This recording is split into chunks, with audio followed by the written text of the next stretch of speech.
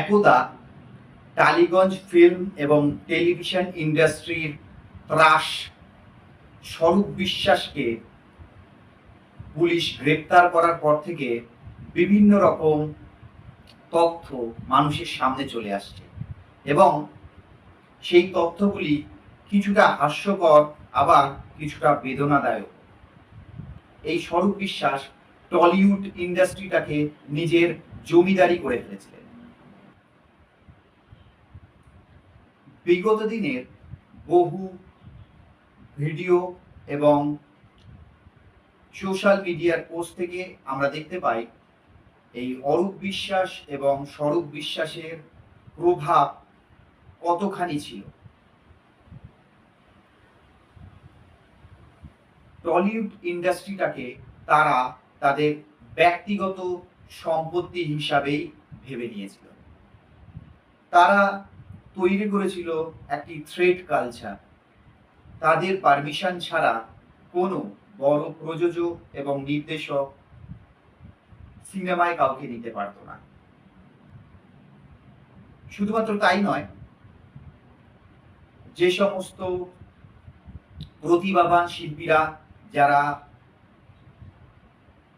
কাজে সুযোগ পেতেন না, তাদেরকে সুযোগ দেওয়া হতো না, তাদেরকে বিভিন্ন সোর্স থেকে ভয় দেখানো হতো এবং কিছু কিছু ক্ষেত্রে তাদেরকে কম্প্রোমাইজ করতে বলা হতো এবং সেই কম্প্রোমাইজ অনেক ক্ষেত্রে টাকার অঙ্কে ছিল, আবার কিছু কিছু ক্ষেত্রে ছিল শারীরিক। সরকার হিসাবে যখন তৃণমূল সরকার রাজ্যে শাসন চালাচ্ছিল, সেই সময় কোনো সাধারণ মানুষের এই সমস্ত বক্তব্যকে সামনে আনার সাহস ছিল না। কিছু কিছু মানুষ প্রতিবাদ করাতে তাদের জুটেছে প্রশাসনিক বিভিন্ন রকম থ্রেড। অনেক ক্ষেত্রে মানুষকে মিথ্যা কেসে ফাঁসানো হয়েছে। আজকের দিনে যখন সরকারের পতন হয়েছে, তখন সমস্ত রকম তথ্য চলে আসছে, যেখানে বেশিরভাগটাই এনাদের জালিয়াতি এবং অসভ্যতামির রিপোর্ট। সরকার বদলের পর থেকে আমরা দেখতে পাচ্ছি বহু প্রযোজক, শিল্পী এবং কলাকুশলীরা তারা মুখ খুলছে। অনেকে হয়তো ভাববেন যে এরাই এতদিন কেন চুপ করেছিল। সব সময় মানুষ তার নিজের তাগিদে চুপ করে থাকতে বাধ্য হয়।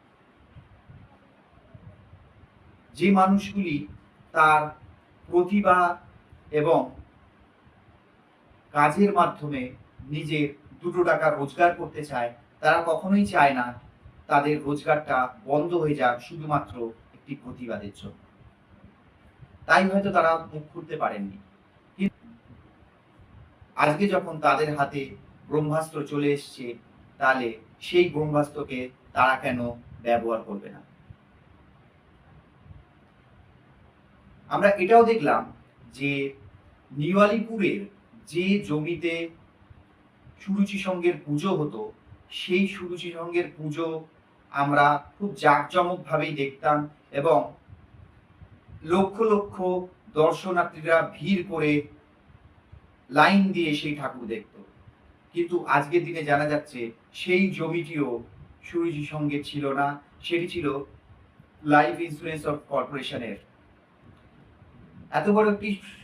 এত বৃহৎ একটি সংস্থা হওয়া সত্ত্বেও অরূপ বিশ্বাসের পেটুয়াদের ওপর কোনো রকম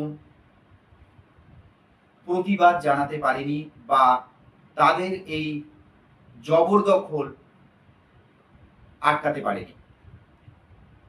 বুঝতেই পারছেন, এলআইসির মতো এত বড় একটি সংস্থা, তারা যখন মুখ খুলতে পারেনি, তারা যখন প্রতিবাদ জানাতে পারেনি, তাহলে সাধারণ মানুষের অবস্থাটা কোন জায়গায় ছিল এই 15 বছর?